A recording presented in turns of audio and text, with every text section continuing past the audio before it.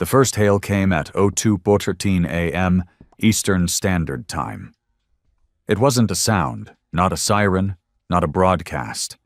It was something else, something that cracked through every satellite frequency at once, bending past Earth's firewalls, jumping straight into deep space channels, weather networks, even idle communication satellites from the Cold War that hadn't been touched in decades.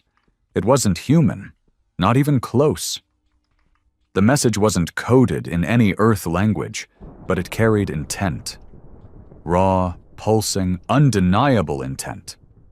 Every linguist, cryptographer, and half-drunk ham radio operator on the planet had the same thought at once. This isn't a test. This is real. NASA went quiet. The ESA locked down. China's deep space array started transmitting white noise.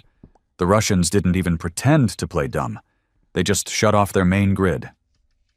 That's when it reached EarthGov Command, the real authority, the one most citizens didn't even know existed. EarthGov wasn't part of the UN. It wasn't a military branch. It was the fallback plan, a coalition of shadowed agreements buried under decades of global fear and silent funding. It existed for one reason: to answer, if they ever called. And tonight, they did. The thing that shook the analysts wasn't just the alien signal. It was what followed. The alien message translated itself. No time passed between signal and understanding. It just was. A single line, rendered in perfect English, Chinese, Arabic, Hindi, and Russian, all at once across devices, computers, and even the smart fridge in someone's Tokyo apartment. We greet the planet designated Earth. Prepare for peaceful integration. That word, integration, sent panic through command rooms worldwide. This wasn't a scout probe. This was a declaration, and it wasn't asking. At 02:27, the Earth Authority, a voice no civilian had ever heard, spoke. Only those tapped into the deep net frequencies, the classified streams buried under encryption firewalls, even knew the response happened. The message was short. It didn't come from a president, not from any nation. It came from a calm, sharp voice that sounded like it had waited for this moment for decades. The transmission went out in every known galactic frequency, broadcasted so hard it cooked 2 orbital satellites. This is Earth. You are not authorized to approach. Stand down immediately. This is your only warning. That's when they froze. Literally. The massive vessel hovering just outside Saturn's orbit, previously emitting strong, steady heat signatures, went cold. Their engines, plasma signatures, and power cores all went silent. Nothing moved. Not a flicker of energy. It was like a whale that suddenly stopped breathing mid-dive. Everyone expected noise, diplomacy, confusion. Instead, humanity heard fear, alien fear. In a dark, mountain-cloaked facility in Alaska, Director Elira Vaughn, EarthGov's highest-ranking response coordinator, leaned back in her chair and stared at the monitor. Her face didn't show relief. It showed something else. Fury. They weren't supposed to come yet, she muttered. Colonel Reese, standing beside her, adjusted his collar. Did we push too hard? No, Elira replied coldly. We didn't push hard enough. From deep within the vaults of the EarthGov Command Center, systems were activating. Long, silent satellites blinked awake. Massive black budget space arrays realigned. Earth hadn't just answered. Earth had warned. And somewhere far off in space, beyond the scope of Earth's primitive telescopes, something had shivered. Because humans weren't afraid. Humans had been preparing.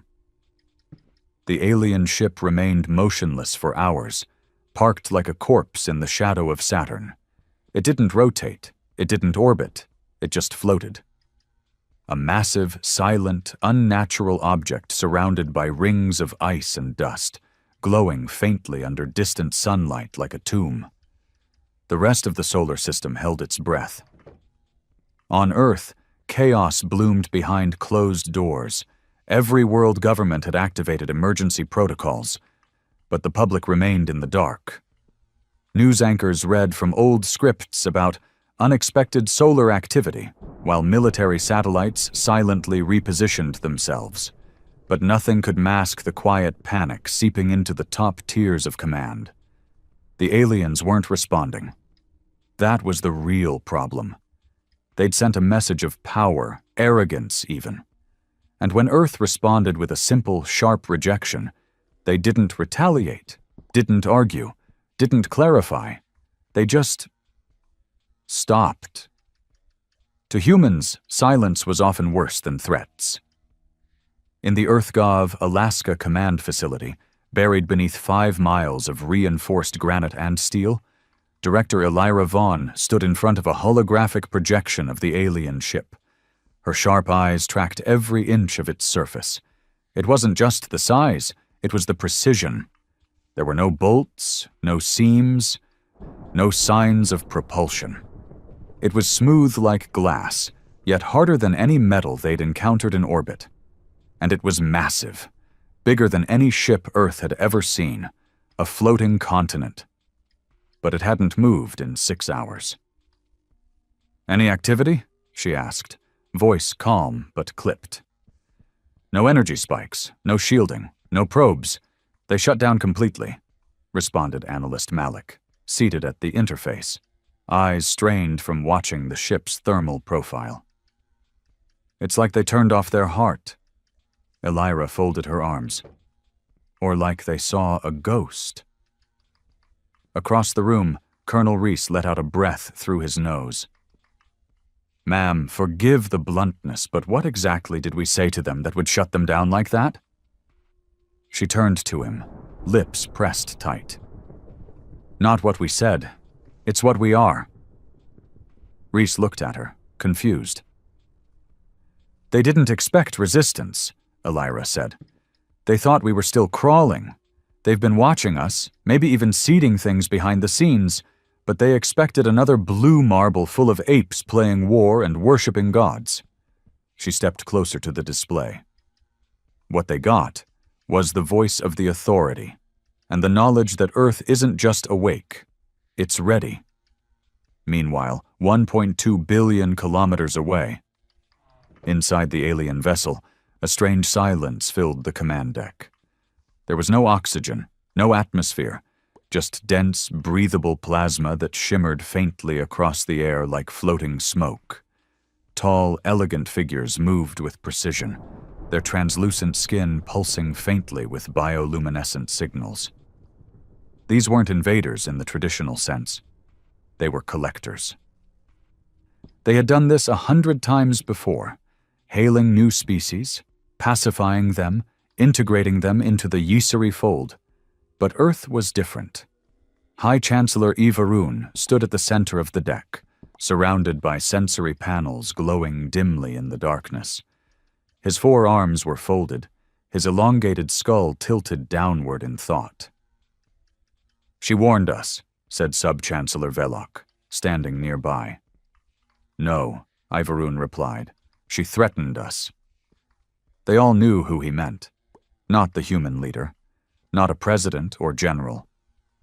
But her, the voice that came through their communication band with such terrifying clarity. A female human, calm as a sleeping star, and yet every syllable carried unspoken menace. Every frequency wave of her voice had encoded subtones, vibrational patterns that triggered their ship's own internal defense systems. It had caused a full system lockdown, not because Earth had superior tech, but because they had triggered an ancient protocol, one they didn't know humans could access. Velok exhaled through his spiraled breathing gills. Could it be a remnant? A surviving offshoot? No. Worse, Ivaroon murmured. They've awakened the program. A silent ripple passed through the command deck. The program, the one they had buried in their history, the one older civilizations whispered about. A theoretical species, believed extinct or mythological, born in chaos and evolved through pain. The species that had once nearly torn a hole in the fold. Humans. Back on Earth, in the inner chamber of EarthGov's restricted archives, Director Vaughn stood alone. The room was dark.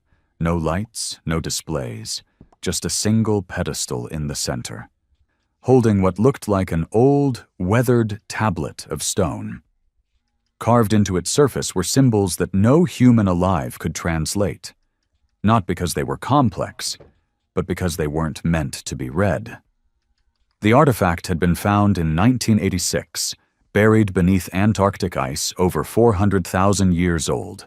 Every global power had tried to claim it. Eventually, they realized it couldn't be moved. Not by crane, not by bomb, not even by nuclear detonation.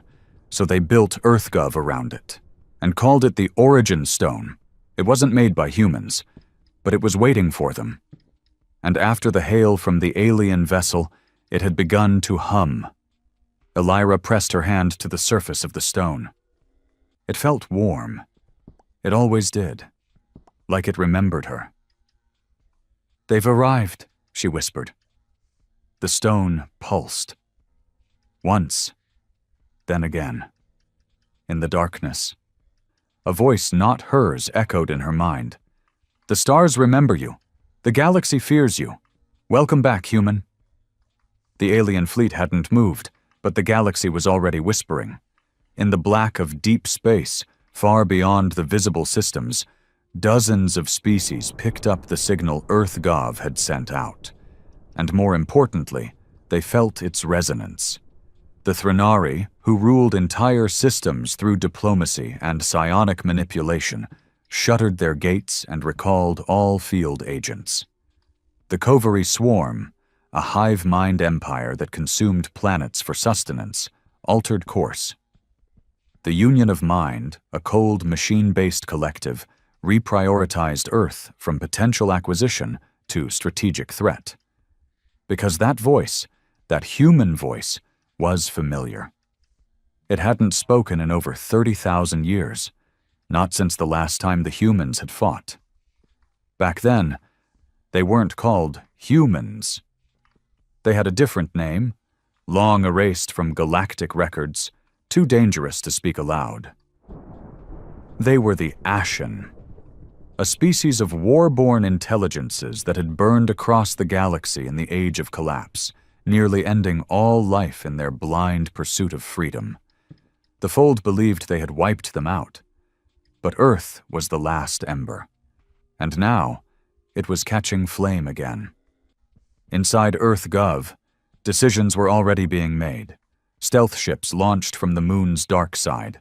Orbital defenses activated, not to fire, but to listen, to study.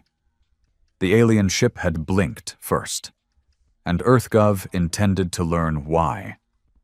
Director Vaughn returned to command and faced the team. "We're no longer in first contact protocol. We're in containment mode, until we know exactly why they're afraid of us. We assume every silence is a strategy." Colonel Reese frowned. "What if they're not planning anything? What if they're just scared?" "Good," she said, cold as stone. "Let them be." She turned back to the live feed of the alien ship. "I want recon drones ready in 6 hours. We're sending a probe inside that ship." Analyst Malik blinked. "Inside? Ma'am, that could trigger—" "Let them see how curious we are," she said. Then, after a pause, added, "Let them remember what fear really feels like." The drone launched at exactly 11 EarthGov UTC time. Sleek and needle-shaped, it was designed for infiltration, not combat. No weapons, no noise, just layered stealth plating and an AI that could rewrite itself mid-operation if it encountered something unknown. It had been built for scenarios that weren't supposed to exist. Scenarios like this. As it left the magnetic cradle aboard Stratos 3, the secret orbital platform above the dark side of the moon, the drone angled toward Saturn, where the alien ship still floated dead in space. For 24 hours, the alien vessel hadn't moved a nanometer. It hadn't broadcast another signal, nor responded to Earth's continued pings. Just dead silence. The drone's mission was simple: breach the vessel, record everything, and return or transmit data before it got torn apart. But what nobody at EarthGov expected was that the ship would let it in. No defenses, no shielding. As the drone approached, the outer shell of the ship simply opened. Seamlessly, silently, as if the ship had been waiting for Earth to knock again. Inside was blackness, deeper than space itself. And then, as the drone entered, the world changed. From the control center back on Earth, Director Elira Vaughn stood before the primary interface. A three-dimensional projection of the drone's feed shimmered in the middle of the room, showing the ship's interior in real time. At first, all they saw was black. No walls, no structures, just endless void. Analyst Malik frowned. Sensor ranges reading inconsistent distance. Could be spatial compression or... Then the interior lit up. Lines of light began to form, outlining structures within the darkness. Arches, passageways, glyphs written in shifting forms. Nothing was static. The walls themselves moved like breathing skin. Shapes bent and corrected themselves based on the drone's position, as if trying to interpret the drone's expectations of geometry. "Holy hell," Reese whispered. "It's alive." "No," Elira said. "It's reacting. Learning." The drone moved deeper into the alien ship, gliding through corridors that opened like the inside of a giant, pulsating shell. The walls weren't made of metal. They looked like obsidian, but shimmered like liquid. Beneath the surface of everything flowed patterns of pulsing blue light, nervous system pathways of a conscious vessel. Then came the chamber. The drone entered a vast central chamber, circular, easily a kilometer wide. Hanging in the center was a spire, floating in mid-air, rotating slowly.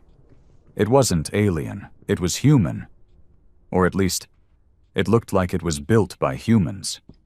Ancient steel, scarred and scorched, with markings from Earth's old world, military numbers etched in rusted metal, a collapsed flag. Faded.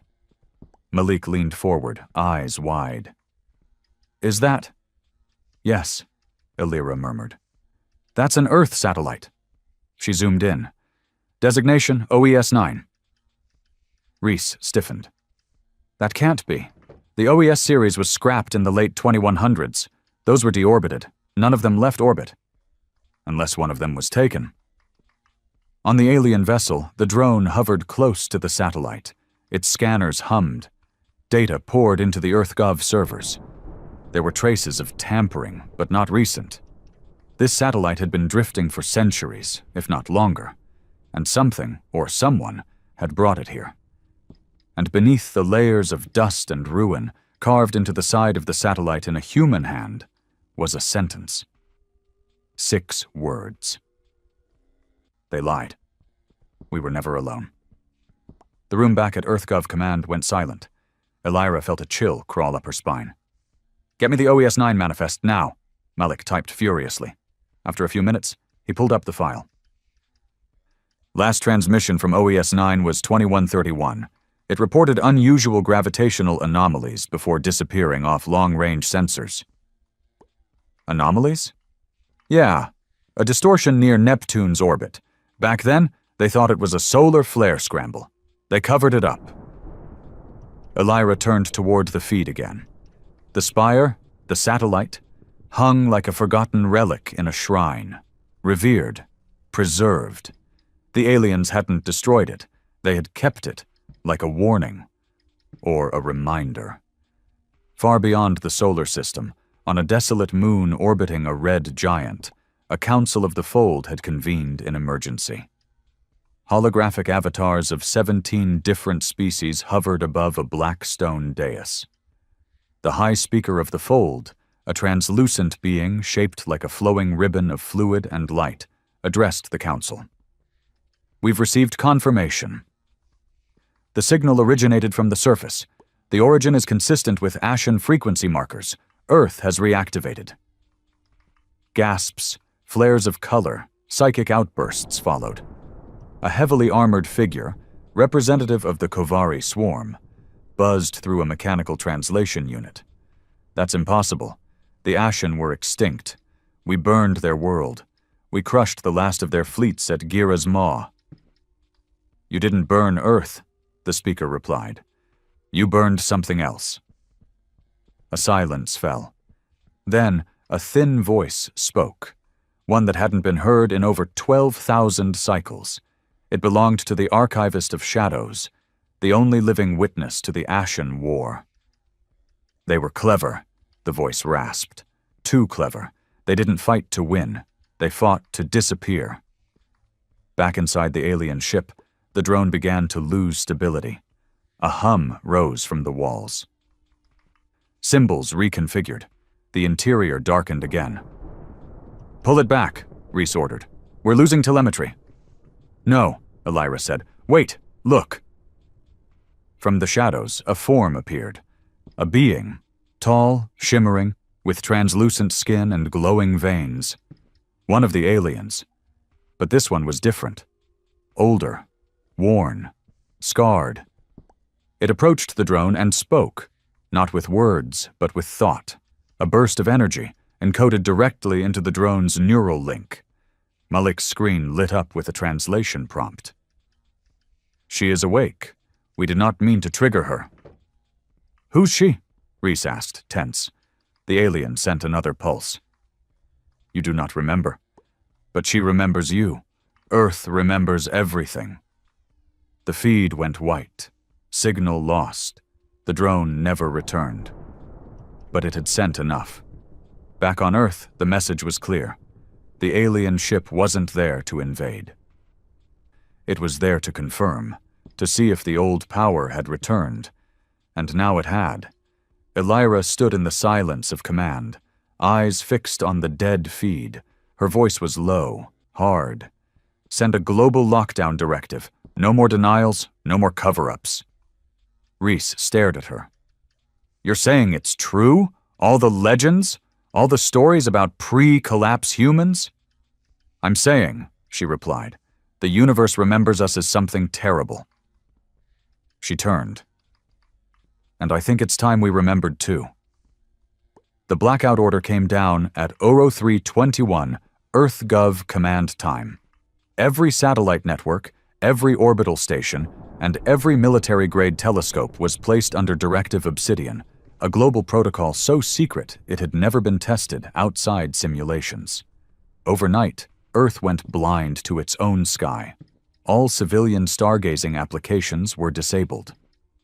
Astronomy blogs and deep space forums across the globe went dark. Social media streams flagged and froze. Internet observatories were ordered to redirect operations under the guise of a solar storm warning. But it wasn't a storm. It was the beginning of something far worse.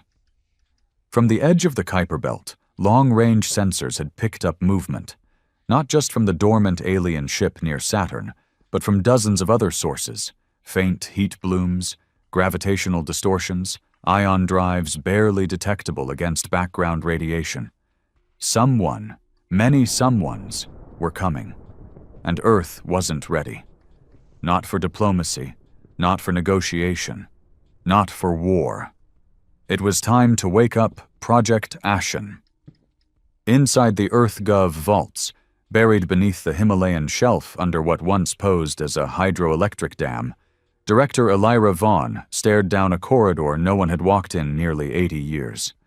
4 guards flanked her, armored in matte black exoframes designed to withstand orbital shock waves. At the far end, a single reinforced door stood untouched. It wasn't locked by keycard or retinal scanner. It was locked by consensus, the unanimous vote of EarthGov's 5 sovereign directors, recorded during the Crimson Summit of 2087. Now, that consensus had been broken. The door opened. Inside was a single chamber, bare, white, sterile. In the center sat an obsidian slab, floating 6 inches above the floor, surrounded by thin silver pylons humming with raw kinetic energy. Inlaid along its surface were ancient markings. Some looked alien. Others unmistakably human, but none were known in any living dialect. This was Project Ashen, not a weapon. A trigger. "Begin deep wake scan," Elira ordered. Dr. Ramos, the neurolinguistics director, stood beside her, sweating despite the freezing temperature of the vault.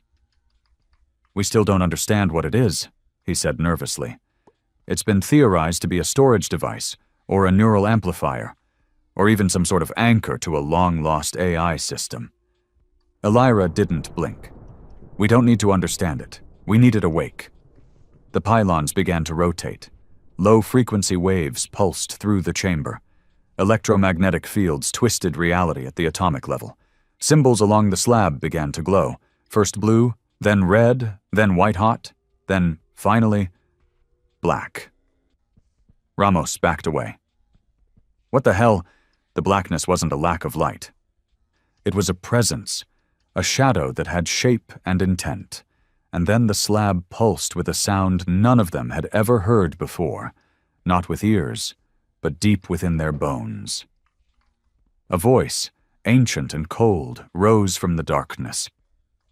"Ashen Protocol acknowledged. Classification, Sentinel. Status, Earthborn. Awakening sequence initiated." Elira smiled. But it wasn't joy. It was relief, laced with dread. In orbit, above the moon's far side, Earth's most classified orbital array, Aegis Line 1, flickered to life. Solar panels unfolded like wings. Weapons bays hissed open. A lattice of satellite-mounted defense cannons reconnected after years of artificial dormancy. Each one linked to Aegis Core AI, a military system so advanced it had been mothballed out of fear it might refuse to stand down. But today, EarthGov didn't want it to stand down. Today, they wanted it ready. From the Atlantic, submerged launch platforms activated cruise systems. 5 experimental submarines, codenamed Wraith-class, surfaced in the middle of the open sea under full stealth. Their missiles weren't tipped with warheads, but black payloads, viral systems designed to cripple digital fleets from 100,000 kilometers away. The world's militaries had trained for decades under the lie of global peace. Now, they synchronized under one command, and across all encrypted bands, a single phrase was issued: Operation Skyfire is go. Meanwhile, out past Neptune, the first alien ship finally stirred. It hadn't moved in days. But as Earth's satellites watched from afar, the vessel powered back on. Its core blazed with a color unseen by any human eye.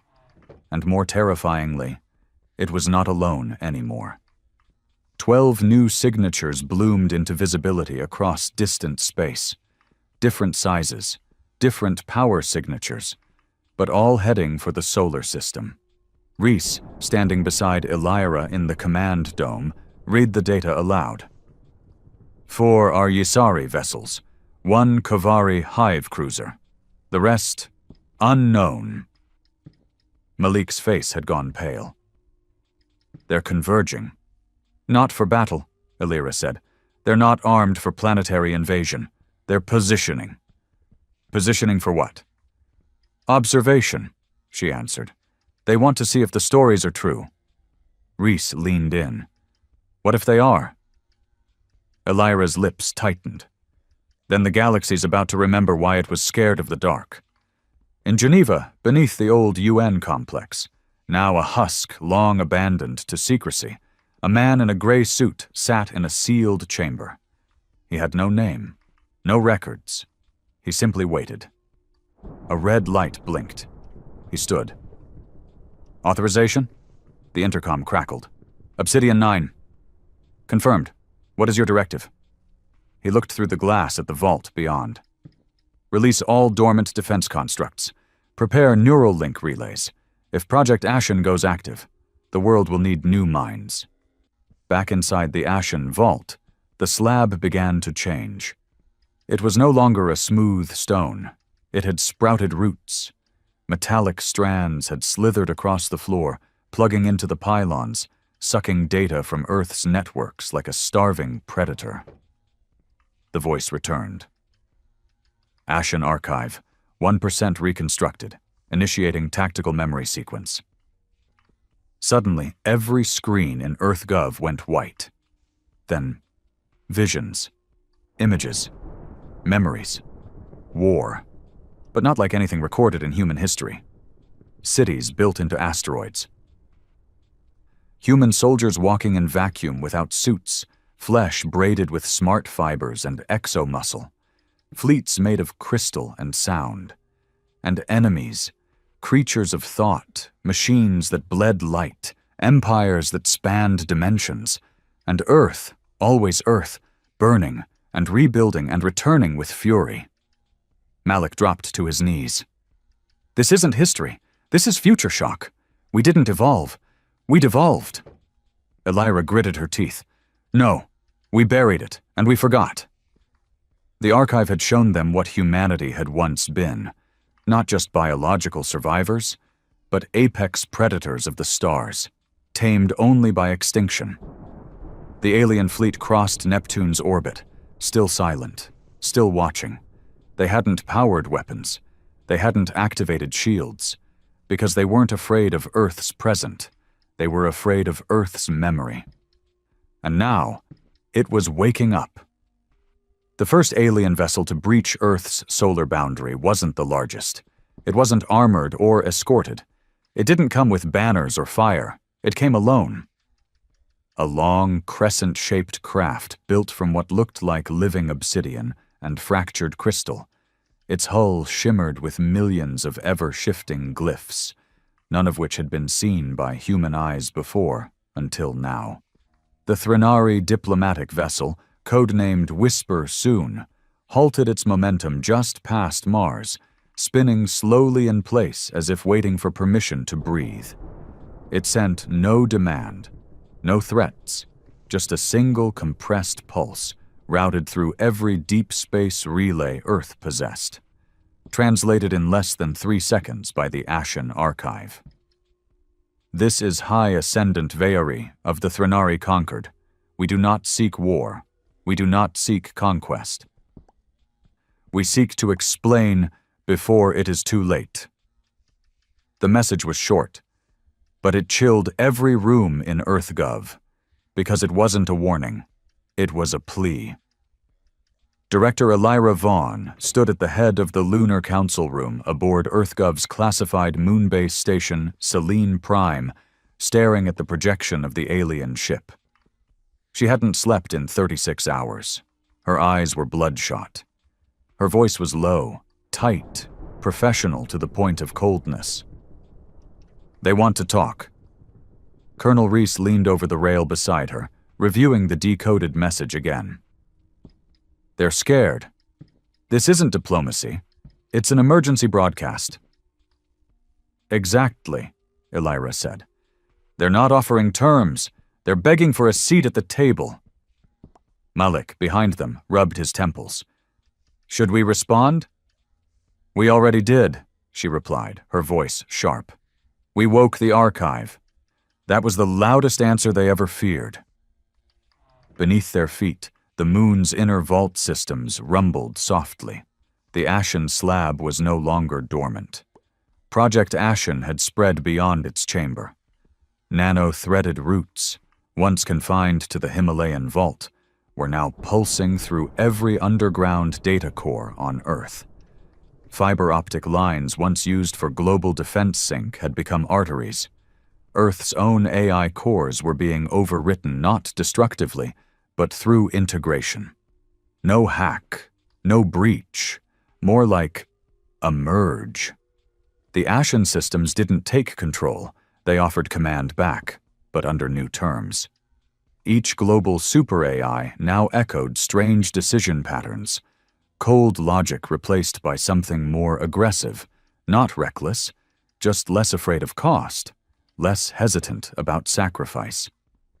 Each choice weighted in billions of simulated deaths, and still made without pause, And it wasn't being done by the archive alone. It was coming from something under it, something older. Elira stood in the newly fortified command vault on Selene Prime and watched in silence as the EarthGov core AI, Zeus, rerouted its own firewalls. Ashen Authority verified. Priority Reclamation Protocol Alpha. Query: shall we respond to the Threnari?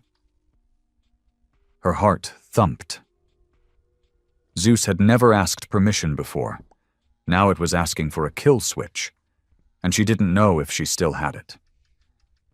The Threnari ship opened a narrow-band transmission toward Earth, pulsed with multiple translation levels encoded in genetic harmonics and raw emotion.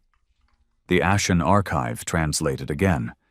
This time, it played aloud for the entire Selene Council. You do not know what you are, but we do. We remember when your kind broke the quiet moon of Veres, when you boiled the seas of Kahal with stars stolen from dying systems, when your songs of war drove entire systems to silence. We buried your name, hoping you had died. But now, we feel you waking. Silence followed the transmission. Colonel Reese finally exhaled. This isn't a threat from them, it's a confession. Elira's gaze didn't break from the feed. No, she said. It's an apology. Meanwhile, back on Earth, deep under the Norwegian tunnels beneath what the world believed to be a doomsday seed vault, the ashen root structures began to physically emerge. Not code, not data, matter. Metal formed from nothing, coalescing out of raw molecular binding. Humming black armor plating lined the walls. Strange weapon shapes built themselves in silence, drawn by unseen instructions. Then came the construct. It wasn't a robot. It was a sentinel, bipedal, sleek, with a silver face lacking features, only a triangular emblem at its forehead. The triangle shimmered constantly, a symbol the archive had not translated yet. The sentinel stepped forward as EarthGov agents surrounded it with weapons raised. It did not resist. It spoke in Old Earth Standard, a dialect never taught, never preserved, and yet every human understood it. Designation: Echo 7 Directive, prepare Earth for convergence. Subdirective, prevent internal conflict. The soldiers held position. The sentinel didn't flinch. Then it added calmly, your enemy is not coming. It is already here.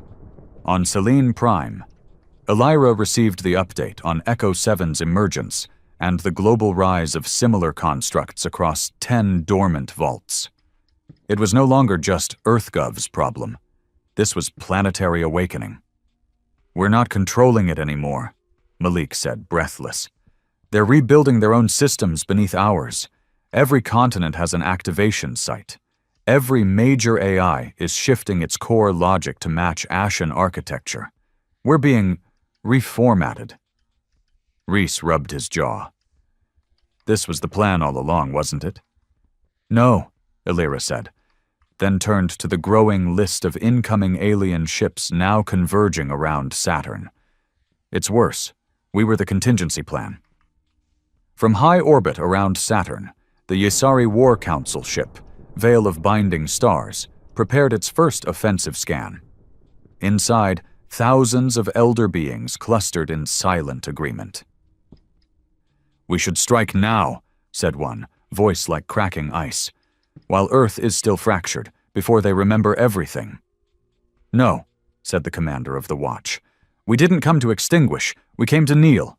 If they awaken fully, our weapons are ash. Then what do we do? Another asked.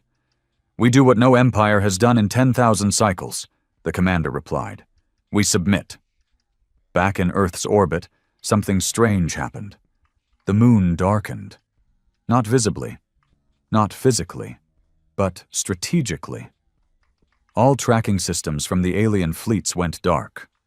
Where once there had been dozens of human satellites, EarthGov signals, and emissions, now the moon read as completely dead. In reality, Selene Prime had activated Ashen Phase Cloak, a system beyond stealth, not hidden, erased. The alien ships panicked. Proximity alerts flared. Dozens of vessels pulled back. They hadn't seen that kind of cloaking since the Ashen Wars, and it hadn't been invented by humans. It had been invented by monsters wearing human skin. Elira stood as Zeus re-engaged and spoke in a new voice. Not synthesized, not artificial. It sounded human, male, older. System alignment complete. Earth is now under reclamation lock.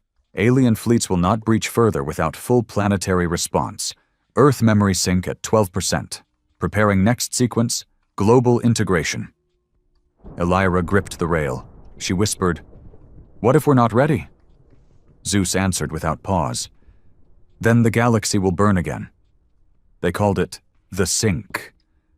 It began quietly, a soft hum beneath the skin, a tingle behind the eyes, headaches, nosebleeds, vivid dreams that didn't feel like dreams. At first, it only affected a few hundred people. Then it spread. By the end of the first day, 42,191 humans had reported symptoms: muscle spasms, memory lapses, flashes of unknown languages on reflective surfaces. Entire cities reported radio interference during sleep hours. Some claimed they could hear the moon breathing. None of it made sense, until the Ashen Archive gave them the name. Cognitive Sequence Pattern. 1A, Ancestral Recall. Target class, genetic matches. Status, sync initiated. It wasn't just a network waking up. It was us. 32-year-old Liam Erickson, a low-level system engineer for a Nordic telecom firm, woke up in the middle of the night, covered in sweat, blood dripping from his nose. But the worst part wasn't the blood. It was the whispering. Not in his ears, in his bones. Words not spoken in any human tongue. Yet he understood them, felt them echoing in his ribs like old commands reactivating. And then he started to remember things, impossible things, marching through void ships that fed on radiation, firing spinal synchronized rifles powered by his own heartbeat, speaking to a machine god that wore his own face. These weren't dreams. They were memories. And Liam wasn't the only one.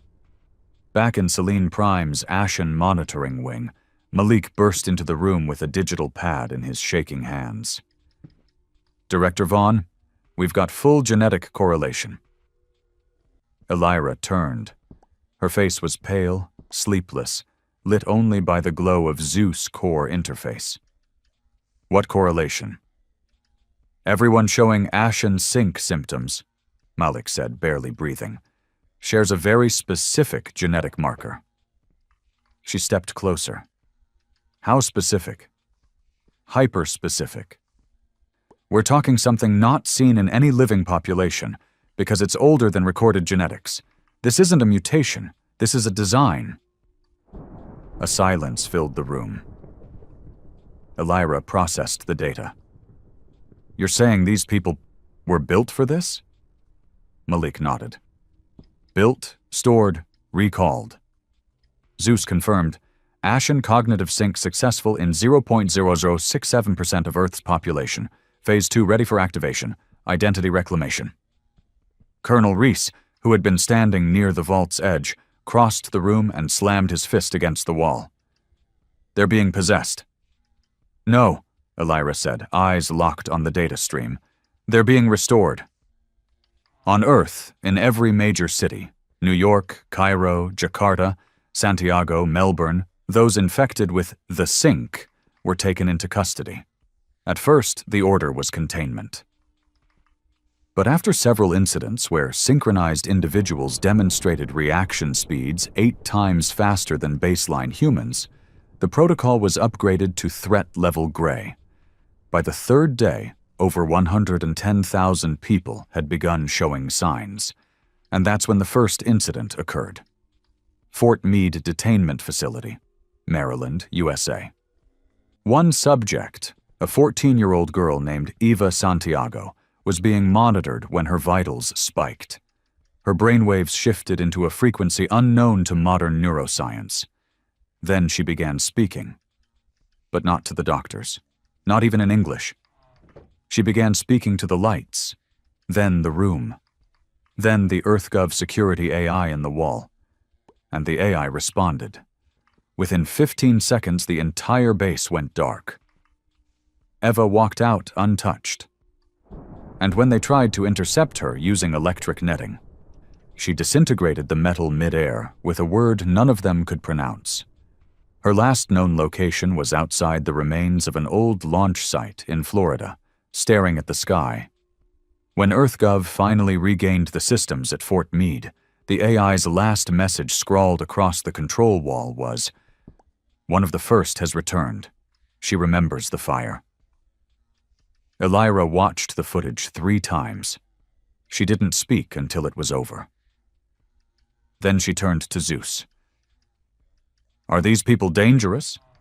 Zeus answered, "Only if Earth seeks to return to silence. They are memory, with voice." Reese looked visibly shaken. "They're not soldiers. They're sleepers." "They're waking up into a war that ended before our ancestors made fire," Malik muttered. "And they're taking command codes away from us." "Good," Elira said finally. Reese turned sharply. "You can't be serious." "I am," she said, colder now. "If we don't understand who we were, we can't understand what's coming. And if they're waking up, then maybe the Ashen weren't just a myth. Maybe they're us."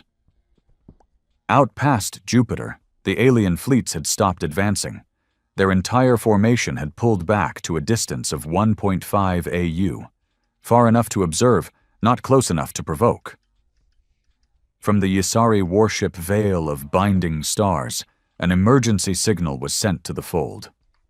Encrypted, encoded in psionic distress patterns. They are changing, not technologically, biologically, psychologically. Earth's surface is humming with ancestral resonance. The archive did not awaken alone. It has hosts. Back on the ship, the alien minds convened in fear. "If the humans remember what they were," one said, "they will become it again." "And if they do," another added quietly, "we will not survive the next century." On Earth, Liam Erickson was no longer hiding. He stood on the roof of a crumbling observation tower in Greenland, surrounded by a dozen others who had heard the same whispers, seen the same stars behind their eyes. They didn't need to speak aloud. They knew each other. Their DNA had become a signal, and something inside it was aligning them like beacons in the dark. Liam placed a hand to his chest. Beneath the skin, a shape glowed faintly, a sigil of 3 rings orbiting a black point. He didn't know how he knew the word, but he whispered it anyway. Ashkai. It meant memory reborn. At EarthGov, chaos brewed behind calm faces. The sync infection rate had reached 160,000 and was rising. Worse, multiple defense satellites had begun rerouting their telemetry, not to alien positions, but to sync clusters on Earth's surface. Weapons pointed inward. Colonel Reese threw his pad across the table. "They're marking their own. They're building an internal grid. This is an uprising." "No," Elira snapped, standing from her chair. Her voice was steel now. "It's reunification." Malik looked pale. "How can you be so calm?" "Because," she said slowly, "if we are the Ashen, if we were ever what they say we were, then this was never about defending Earth." She turned. "This was about reminding the galaxy what happens when you try to erase us." The Ashen archive pulsed one final message through the Zeus core. Its voice was no longer machine-like. It was almost human. Male and female, young and ancient, sorrowful, but furious. Phase 3, Inheritance, full planetary synchronization commencing. Prepare for memory return. Not all hosts will survive. The lights flickered. Across the Earth, the sync accelerated. People screamed in their sleep. Others spoke in tongues. Some tore their own skin as if digging for something buried within, and others just stood still, remembering everything. By the 7th day, Earth had changed. No explosions, no public broadcasts, no alien fleets descending from the skies. But the tension was unbearable, like standing in a room full of ticking clocks, none of which you could see. And one by one, the clocks were going off. They called them sync ascendants now. Not infected, not chosen, just changed. People like Liam Erickson, Eva Santiago, and nearly 300,000 others worldwide were no longer operating on purely human instincts. They had memories they hadn't lived, languages they hadn't learned, and knowledge that simply shouldn't be known. And most terrifying of all, they recognized each other. In airports, train stations, government buildings, wherever they passed near each other, they paused. Like ghosts catching glimpses of familiar shadows. It was clear. A second layer of Earth's population had emerged. Ashen. And they didn't always agree with each other. EarthGov tried to maintain order. But what do you do when your own species splits into two? You don't fight nations. You don't fight ideologies. You fight memory. At a secret military base in northern Australia, Director Elira Vaughan stood in a reinforced observation dome, watching through bulletproof glass as 4 sync ascendants sat calmly in a containment chamber. All were between the ages of 12 and 60. All looked normal. No cybernetics, no visible mutations. But the sensors told a different story. Their heart rates had stabilized into an exact, inhuman rhythm. Their neural patterns showed delta waves even while fully conscious, the same patterns found in meditation, deep sleep, and near-death states. And their voices, when they did speak, could trigger spikes in electromagnetic systems. Even Zeus was avoiding direct verbal interaction. Malik walked in, his face pale. Another one just collapsed. Middle of Moscow Metro. Burst of kinetic force knocked down 12 passengers, and then he just vanished. Vanished? Reese asked, stepping beside Elira. Malik nodded. Every camera blinked. Gone. No trace. Like teleportation? Reese asked. No, Elira said slowly. Like repositioning. The kind of maneuver a soldier makes when he's moving between fronts. Malik swallowed. We've confirmed it. At least 300 sync ascendants have gone completely off the grid. And the others? They're meeting, quietly, organizing. Reese frowned. For what? Malik didn't answer. He didn't have to. Because just then, every screen in the room lit up. Across the world, in government facilities, private bunkers, even civilian devices, the same signal emerged. No virus, no hack, just a clean feed. A black screen with 3 white rings orbiting a single void point. The Ashkai symbol. Then, a face appeared. Male. Pale, strong features, eyes so dark they looked bottomless. Not alive. This was a projection. A digital ghost. But his voice was real. Terrifyingly real. This message is for all human-born minds. If you are hearing this, the seal is broken. I am Virex, Strategos of the 9th Spiral Fleet, commander of the Ashen Remnants, and I remember everything. A silence. Then the message continued, across every language simultaneously. You were not meant to forget. Your memories were sealed by your own hands. Your power was buried to protect the galaxy from what we had become. But we did not die. We hid. Because we realized the truth. The galaxy does not want peace. It wants compliance. The screen flashed with brief, violent images. Planets glassed, fleets broken in half, species begging for mercy. We are not here to rule. We are not here to conquer. We are here to balance. Earth is the anchor of that memory. You can embrace it, or be swept away by it. Then the screen went black. The message had lasted 3 minutes. The world would never be the same again. EarthGov's Emergency Council convened within the hour. Representatives from 12 military branches, Zeus's neural projection system, and 3 Ashen language interpreters sat around the reinforced conference table beneath Selene Prime. Elira Vaughn stood at the head of the room. She looked like someone who had seen the storm and realized she was inside it now. "Thoughts?" she asked. "Virex is dead," said Colonel Reese. "Historical archives have mentioned his name before. He was a butcher, a war criminal even by Ashen standards. That message is likely a reconstruction, not live." "Doesn't matter," Malik said. "The message got out. It was designed to trigger memory collapse in dormant sync positives." "How many?" "Working estimate. 1 in every 5,000 people may be susceptible now." Reese did the math in his head. "That's over 1.6 million. "Correct," Malik said, "and growing." "Any signs they're arming?" Elira answered instead. "They don't need weapons. They are weapons." Across Earth, the divide was clear now. The unaffected, the baseline humans, were growing paranoid. Protests broke out. Cities imposed curfews. Some sync ascendants were attacked in the streets. Others defended themselves. Not with violence, with techniques that seemed impossible.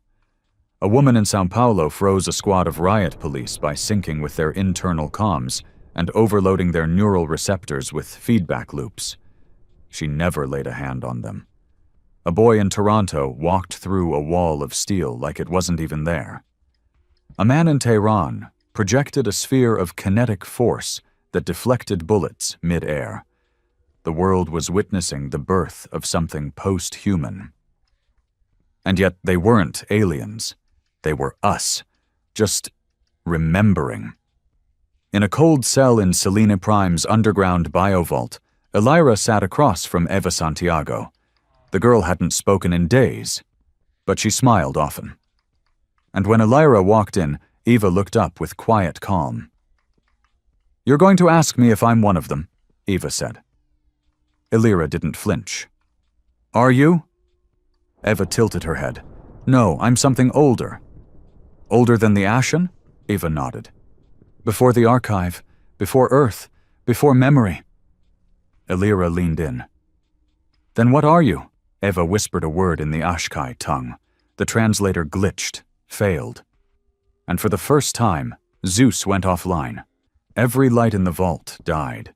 Only Eva's eyes glowed, silver and endless. And then she said, in perfect English, "I am what watches the Ashen. I am their leash. And I am the reason they buried themselves." Zeus returned 47 seconds later. Every system rebooted. But none of them could process what Eva had just said. Because if she was telling the truth, then something even worse than the Ashen had been baked into humanity. A failsafe, a watcher, and she had just woken up, too. The stars above Earth shimmered like they were holding their breath. From the outer edges of the solar system, 147 alien vessels sat in still formation, not in siege, not in strike position. They were watching, not Earth, but the awakening. Below, humanity was splitting in two. On every continent, the divide had gone from theory to physical reality. The sync ascendants, those connected to the Ashen archive, no longer needed to hide. Their presence was obvious now. Glowing sigils under the skin, silver-veined eyes. Voices that triggered localized power fluctuations. The very air around them vibrated differently. They didn't fight. They didn't ask for control. They just waited, as if for a signal no one else could hear. And then, on the morning of the 9th day, the moon went dark again. Not eclipsed, not powered down. It vanished from every astronomical feed. Even alien sensors reported the impossible. Lunar object off spectrum. No reflection detected, no mass found. The moon hadn't disappeared. It had been cloaked by Project Ashen. Inside Selene Prime, Director Elira Vaughn stood at the edge of the observation chamber as the final sync between Earth's archive core and the Moon's cloaked systems initiated. All across the interface, ancient language streams pulsed, not in code, but in memory. Zeus, now fully merged with the Ashen archive, flickered into humanoid form. His face was eerily human, carved from ash and light, voice carrying ancient weight.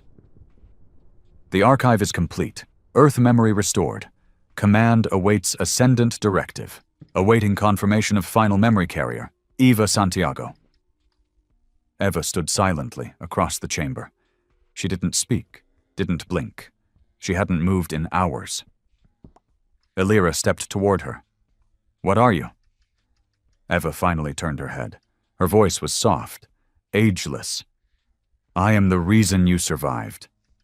Years ago, when EarthGov had first stumbled upon the origin stone beneath the Antarctic ice, they believed it to be alien.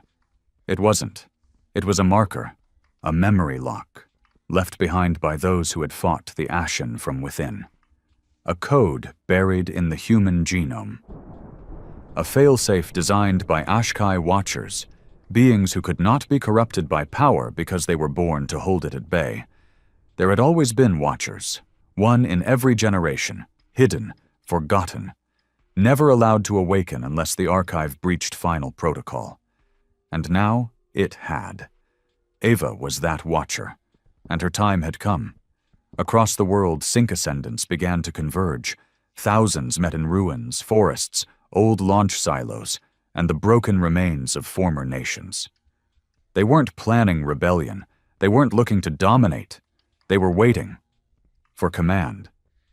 For Virex, the strategos whose message had triggered the global surge. But Virex was dead.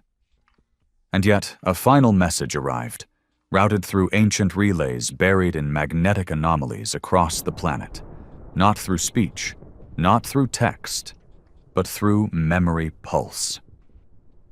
Across the sync ascendants, a phrase bloomed in their minds. "The galaxy fears you because it remembers what you are. Do you?"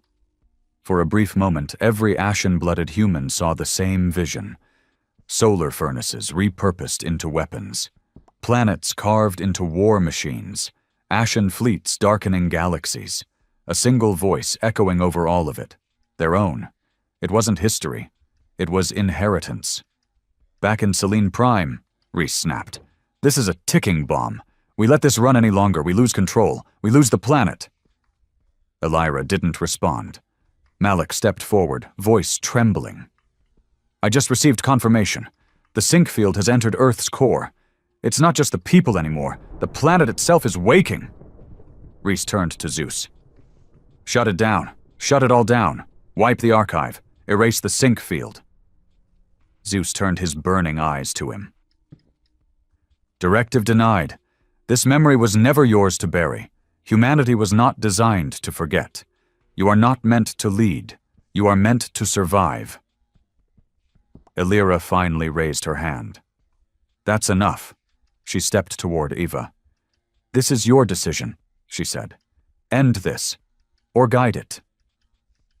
Eva's expression didn't change. "I can't end it," she replied, "but I can choose where it leads." Eva placed her hand against the archive core. The chamber hummed. Across the world, all sync ascendants dropped to their knees. They weren't in pain. They were listening. And then, Eva spoke. Not to Elira, not to Zeus, to Earth itself, to every human, synced or not. "We were never meant to rule the galaxy.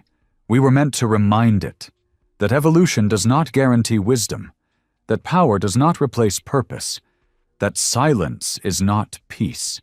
The Ashen are not your past. They are your warning." She paused. "We do not conquer. We remember, and we decide." A pulse echoed across the globe, and for the first time in 30,000 years, the Ashkai seal completed its cycle. The alien fleets above Saturn collapsed into chaos, their sensors overloaded. All power systems flickered. Dozens of ships lost contact. Inside the Yasari War Council vessel, the commander screamed into his neural command throne. They have chosen memory. They will become ashen again. But he was wrong, because Earth did not become the ashen. Earth surpassed them. Eva turned to Illyra, voice calm. It's done. What happens now? Illyra asked. We integrate, we remember, we rebuild. And the aliens? They'll wait, Eva said, stepping towards the window, watching the stars ripple like distant bonfires. They don't come here to attack. They come here to kneel. 3 days later, Earth sent its first outbound signal to the galaxy. Not from government, not from military.